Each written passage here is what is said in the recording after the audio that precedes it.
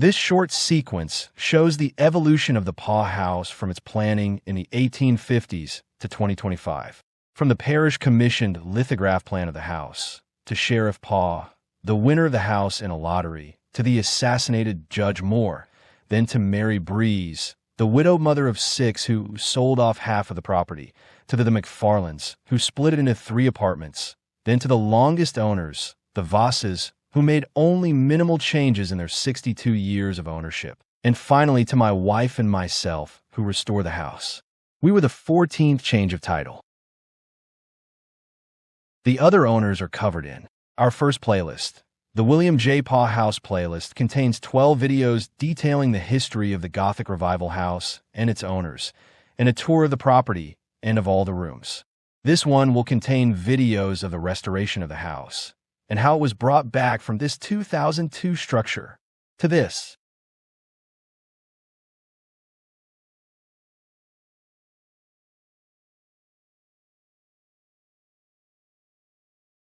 This was the Paugh house in 2002. An okay-looking Victorian, but nothing special. It was for sale, and my wife Jeanette wanted me to look at it.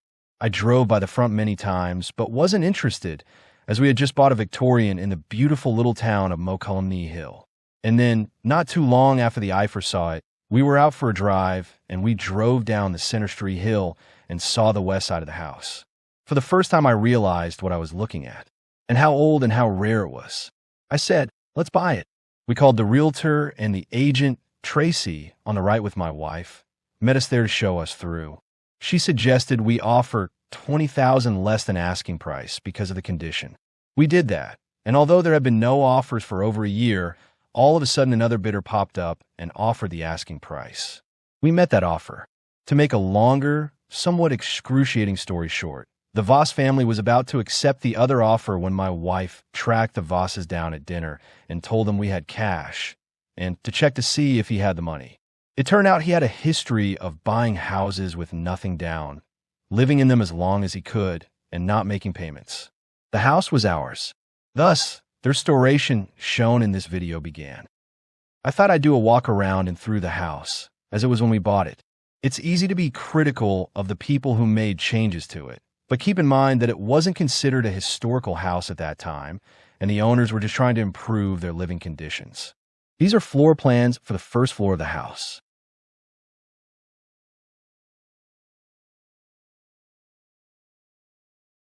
We bought it in 2002. We removed the kitchen and bathroom additions on the bottom left and the bedroom and bath on the top right of the 2002 plan. These are put on in the 1930s when the house was made into 3 apartments. This is the plan for the upper floor of the house. It had not been altered.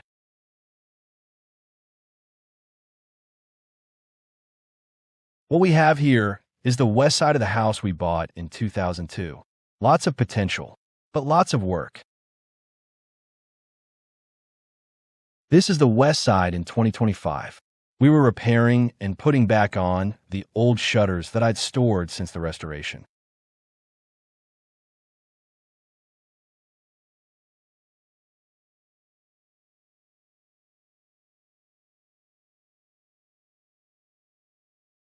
Unfortunately, I didn't have a great selection of photos on the east side, so I just stuck the ones I did have next to each other so people could get a general idea of what it looked like.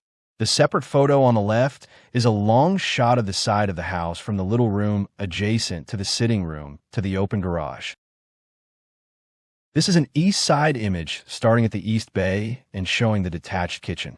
Detached kitchens were fairly common in mid-Victorian time, although the Paugh house had an interior kitchen not usable in a house with electric and gas appliances. We hadn't painted the windows and put the shutters back on when this was taken.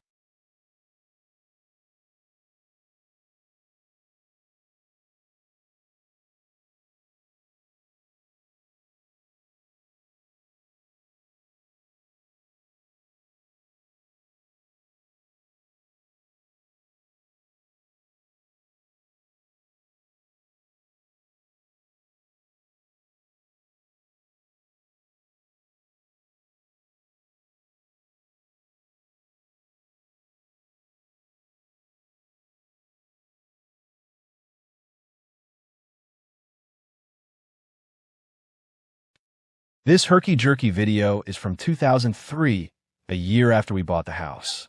The giant oak was being taken down and was partially removed and thinned when this video was taken.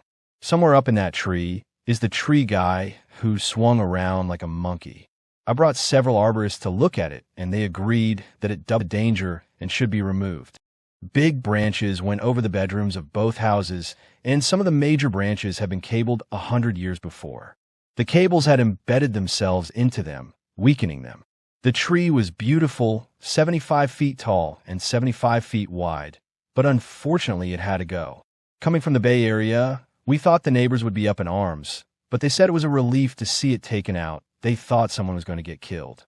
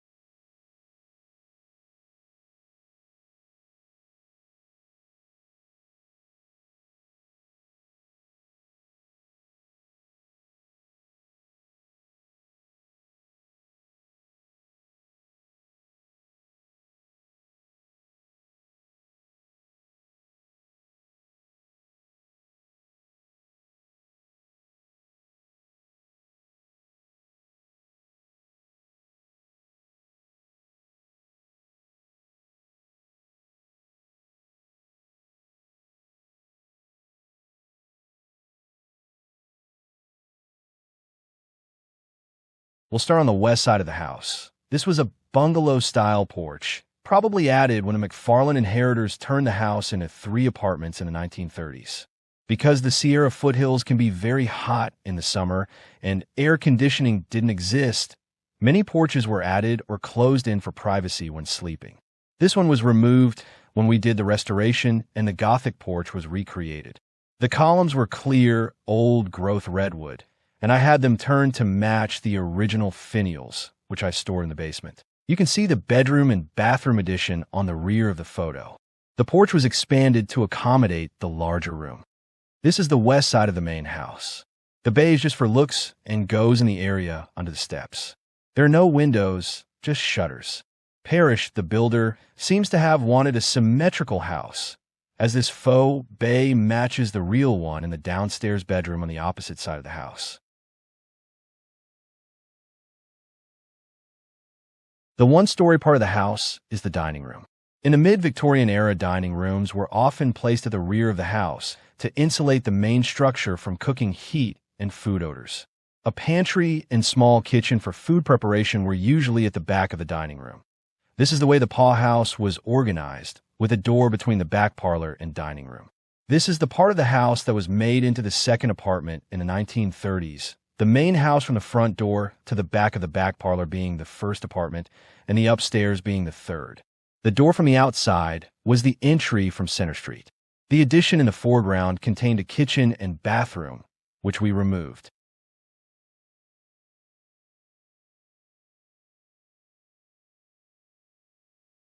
This was the addition that went from the attic over the dining room to the driveway. It was removed. At the end of that long structure was this door that went from the attic over the dining room and opened up to the driveway. We built this garage to replace the old open one. The doors were modeled after the front door detail. We call it the carriage house, but I believe the original horses and carriages were lodged in downtown Jackson. We get a nice crop of wild grapes in the driveway. The arrow is pointing at the walkway between the house and the wall. This was the back of the West Side Edition. The wall was 11 feet tall at this side, and there was a walkway to the yard on the other side of the house. We cut down the wall and graded the hill. So that's the layout of the house. We did have a museum license for a while, but discovered that as a museum, our parking was severely limited. The next video will show the process we went through